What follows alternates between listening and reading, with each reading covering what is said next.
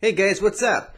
So, I've been out of touch for a little bit. I did say I was gonna watch some more Luke Cage and do some more review videos about Luke Cage, but I didn't because work, and that's the best excuse I can pull off at this point. But I did just watch the third episode, Wig Out, and by the way, these episodes are about an hour long, and forgive me for saying, but it's kind of hard to schedule hour-long uh, TV episodes into the already busy schedule I have at work. Now that I got a little time off from work, maybe I can just watch 5 or 6 episodes straight, and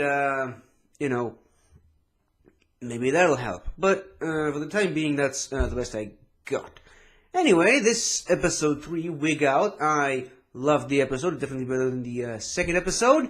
Hold on. We get to see Luke Cage having to face some of his demons now.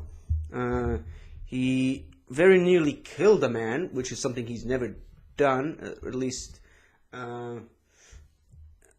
well, he didn't technically kill Diamondback, so there's that, I guess. But yeah, he was just beating on a dude who was just an ordinary man. He's not a guy in a suit like Diamondback was. He doesn't have any, special protection. He's just a guy, and that kind of weighed heavily on him. And he refused to accept the possibility that he did something wrong, no matter what Misty said or no matter what Claire said. And we kind of see Luke go through this kind of darker path that he believes he's right, even though his actions do have consequences that he's unwilling to accept. He's now gone into full war mode with the Arties, and we have seen the first glimpse of a confrontation between him and Bushmaster, which looks interesting because I guess Bushmaster is sort of learning about Luke Cage and learning how to defeat him. He's kind of intertwined with his, I guess you can call it chi, or some form of voodoo magic that allows him to, I don't know, I guess maybe predict Luke's actions, or maybe even move the way that he does, and possibly give him the protection against bullets and hard blows that he had in the first 2 episodes. Now, I know that these shows technically exist inside the Marvel Cinematic Universe, but there is no hint of any of them being affected by the movies. Particularly, I mean, everyone hasn't seemed to have dusted at all. And if you've seen Avengers Infinity War, you know what dusting means. But apparently the events of Avengers Infinity War do not affect the Netflix shows whatsoever, or even to a smaller extent, Agents of S.H.I.E.L.D. So there's no confirmation that Doctor Strange necessarily exists in the Netflix universe, even though they did mention Thor at one point. So magic doesn't really technically exist in the Netflix universe the same way that it exists in the larger cinematic universe. But we do know that a version of magic exists in the form of the Hand, as well as Iron Fist.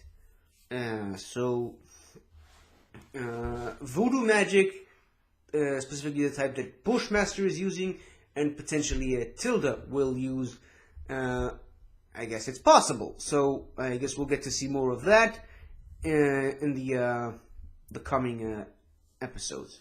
So that done. What else? I love the conversation between Claire and Luke's father. Definitely, it helped Claire get a little sense of what she needs to talk to Luke about. And yeah, that conversation they had at the end of the episode really just stuck with me, because they were both kind of said their pieces, and they were both executed masterfully, and they both, from a certain point of view, they were both right.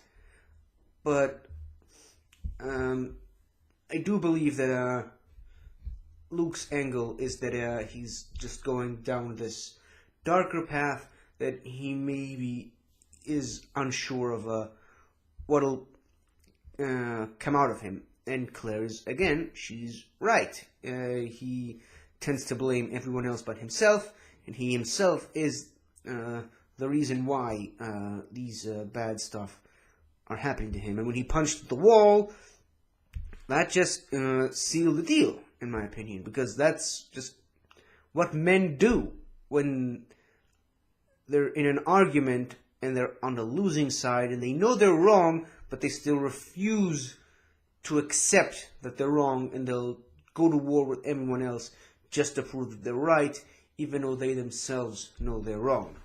And yeah, sometimes walls do have a tendency to get the blunt of those rages and temper tantrums. Just ask these guys.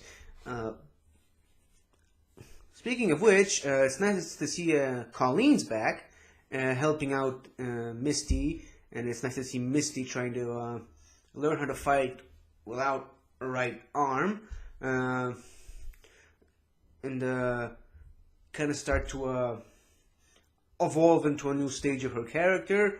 And it's nice to see also the mixing of two different worlds, Colleen's and Misty's, not just in the way their approach to how the world works, but also their different unique fighting techniques.